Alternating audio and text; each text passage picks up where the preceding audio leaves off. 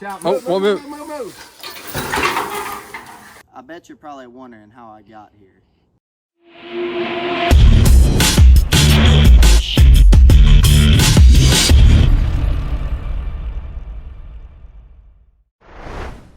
What's going on, guys? My name is Chase Holland. I'm 22 years old, and I come from a family full of highly skilled welders and fabricators, some of which have shipyard and industrial fabrication backgrounds. I took a little different route though. I went to trade school for precision machining and manufacturing, where I learned CNC programming, coding, and how to turn computer files into real-life parts. Today, we're putting all of that to the test. My graphic designer, Mikey, organized my files. I ran the CNC plasma table, and my dad is welding this beast together. What started as 4 sheets of 1/2-inch steel turned into a 10-foot tall, 17-foot long Dinosaur. This is part 1 of a 3-episode build series, so if you're new here, hit that subscribe button. Alright, so we're here. We got a list of stuff a mile long to go get, so let's go grab it.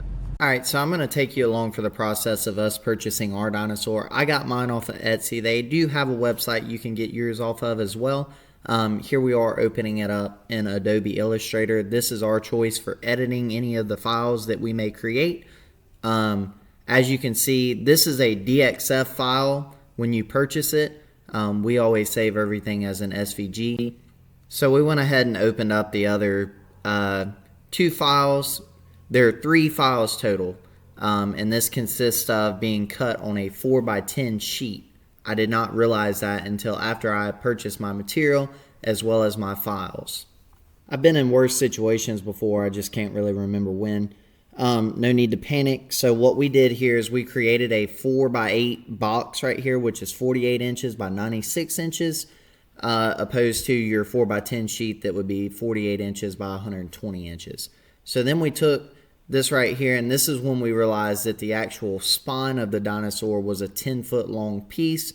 So we were going to have to take that 10-foot long piece right there and slice it in a section that would not compromise the material.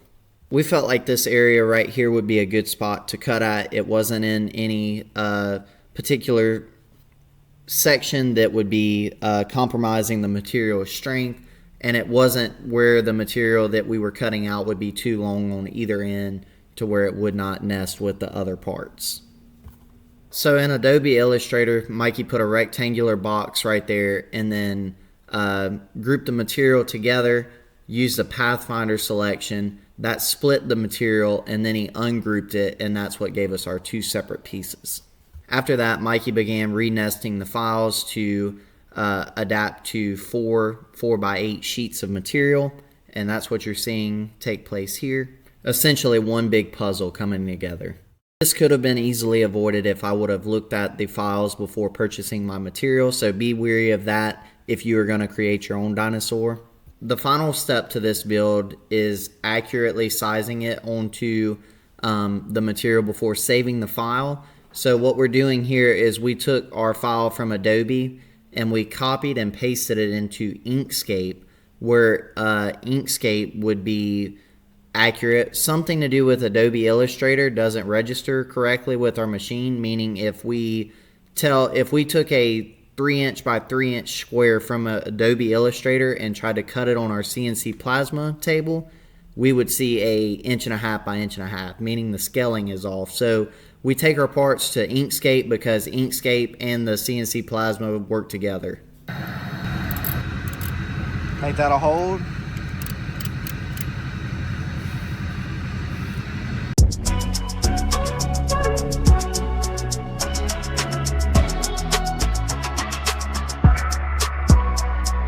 Alright, so we've got our first piece of 1/2-inch steel loaded in. 650 pounds roughly. That's what ChatGPT's got it weighing in at. We've got an 85 amp tip. We touched off, zeroed in our corner, and we're fixing to fire off and cut the first of 4 sheets.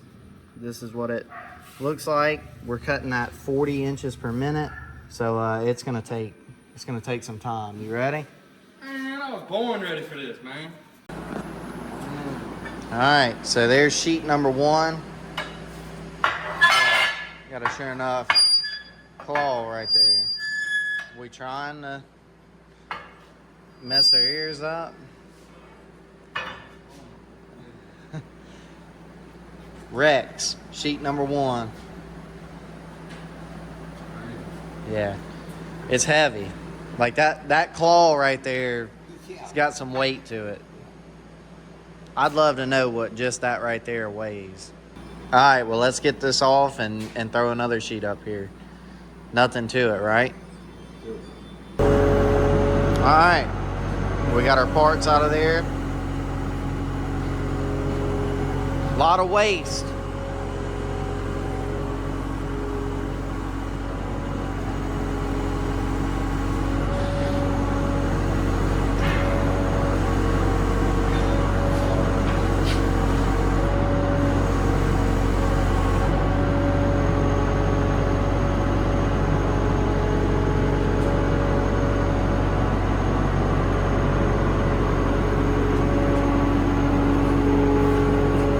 That's some artwork. People could put that in their house.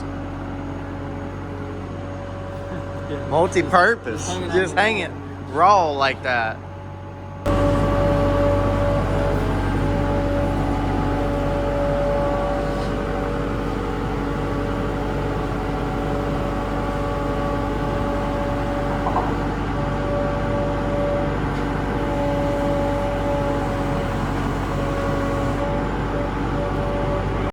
You may be wondering why I chose to build a giant steel dinosaur, and to be totally honest with you, I didn't really have a good reason, other than the fact that it posed a really challenging opportunity for us.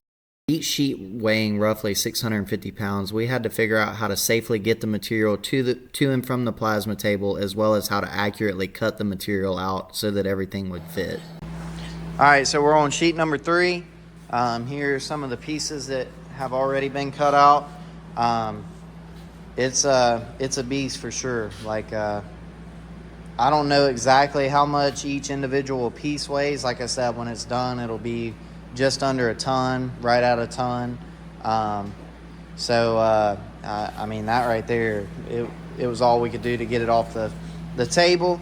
But we're doing our layout right now, and what that looks like is, for example, our sheet is 48 by 96 inches. That's what a 4x8 sheet of steel is. And so what that is like our cut bed right here is 47 inches and, you know, just under a half inch. So when you divide that half inch, like, you've got a 1/4 inch of overhang on each side. And while that seems like a lot, like, you know, trying to account for that on each side to make sure we don't run off the material is it can be pretty difficult. So what we do is we'll touch off in our corner right here. We'll zero everything out, and then we'll run the border with the tool to make sure that everything is on the sheet. And we may have to edit things here and there, you know, bump over and re-zero away from our corner, but that's the only way to really ensure that nothing falls off the sheet.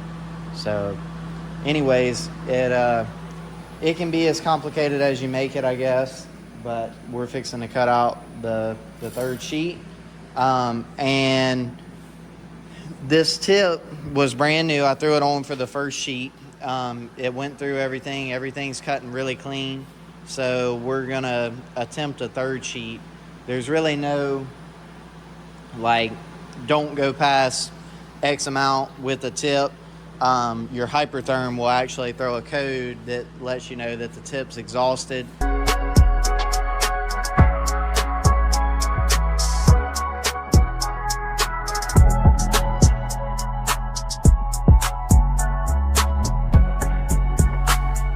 Smile, you're on camera.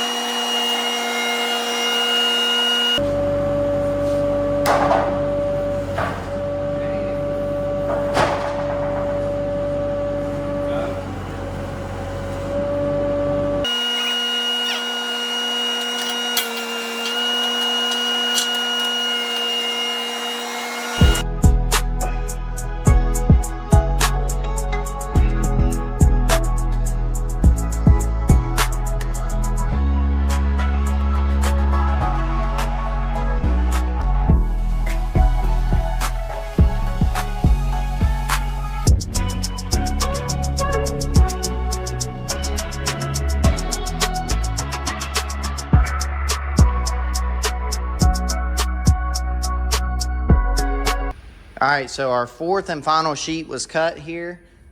This is a piece of the spine here that will get welded up here on this end.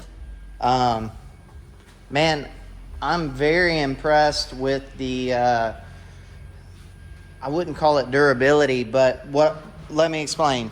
So anytime I run a fine cut tip, as you can see, it's really moody about these tips. The fine cut tips, it doesn't seem to last very long. This right here is a Hypertherm 85 tip, and this is the original tip that we started the first sheet with. I actually bought 3 or 4 extra of these tips because I didn't know, how long it would take, what it would take, stuff like that, how much it would consume. And I'll be honest, it seems like it cut better towards the end than it did at the beginning. And what I mean by that is there's not as much of a bevel on the edges as there were on the beginning parts. It's kind of weird. Definitely very interesting to see. And, that's the biggest thing. When you're using a plasma table, for example, you may cut an 1 3/4 circle, and at the top of the circle may be a true 1 3/4, and at the bottom it's 2 inches. And that's exaggerated, but just giving you an example, the side is always beveled on plasma cutting stuff. It can be easy to get off. So, but anyways, like I said, it doesn't seem like the bevel is nearly as bad on the edges. Super clean cuts all the way around. Very impressed. And another thing, we're using the Cyrus Metalworks 5x10 table with the Hypertherm sink. That's what we're running on. And I didn't really go over the settings that we had while we were cutting. This is a sheet cam, and we were on, this is what settings we cut on. This was at 46 inches per minute. I turned it down to 40. I don't know that really made that much of a difference on it. Each one of these settings come, pretty well preset. So, yeah. This right here is your window for an 85 tip. So you can cut 10 gauge all the way to 1 inch with the 85 tip. What do you think, dude? You can't cut. Dude, that 85 tip, that's it, dude. That's money. I hope not either. Look at that. That's the skull of that dude. Yeah, I know it. That'd suck if we got halfway through it and we're missing a piece. Or we got all the way down there and we're assembling and didn't have a piece. We're building it down there. We're going to build pieces of it. That's what Dad and I were talking about. We're going to build pieces of it on the floor in here. Because the spine, like everything's built around the spine, so it kind of can't be built here. Why? Because then it's a giant statue that we got to try to haul from here to there. You got it, Mike? Oh, man. I got it. Light work, man. You know Ronnie Coleman, dude? Do you know Ronnie Coleman? Do you know the real Ronnie Coleman? Oh, this stuff ain't like that. I don't want people to think this stuff's light, bro. How much you think that is you holding right there? Here, every bit of 65? 60? Sure, seriously. Yeah. It's definitely 60. I can pick up 40 with one hand. You think? Pick up a 40-pound piece with one hand. Oh, yeah, this might be 40. All right. So right here is the spine / tail of our dinosaur. And Papa Squirrel is fixing to have to butt 2 sheets of 1/2-inch steel up right here and weld it out. And we're going to x-ray it at the end of it. Right, Mike? It should be about, 3 welds on each side. And then we're going to TIG weld the cap. No, you don't TIG on the cap. That's MIG. Here's a problem that we've ran into. Our torch is out of oxygen. Yeah. So we've resorted back to the Poo-Woo. Yeah. Hulu, CT418 Pro, we fix to see. I don't know what she's rated for, but we fix to find out.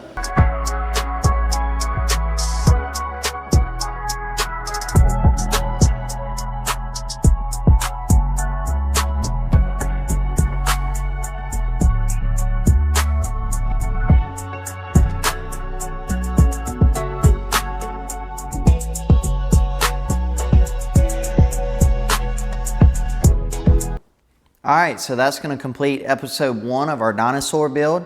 If you have any questions, put them in the comments below. What do you think of our giant dinosaur that we're creating? I think it's pretty crazy. I think it's awesome at the same time. It's definitely kind of technical. There are a lot of steps that go into this build. So yeah, leave us a comment. Let us know what you think of our crazy dinosaur, and then join us in the next 2 episodes where the next episode we will be piecing everything together, and then in the 3rd and final episode we will put it in its resting place and kind of break down everything that we did. So thank you guys again for tuning in, and we'll see y'all in the next one.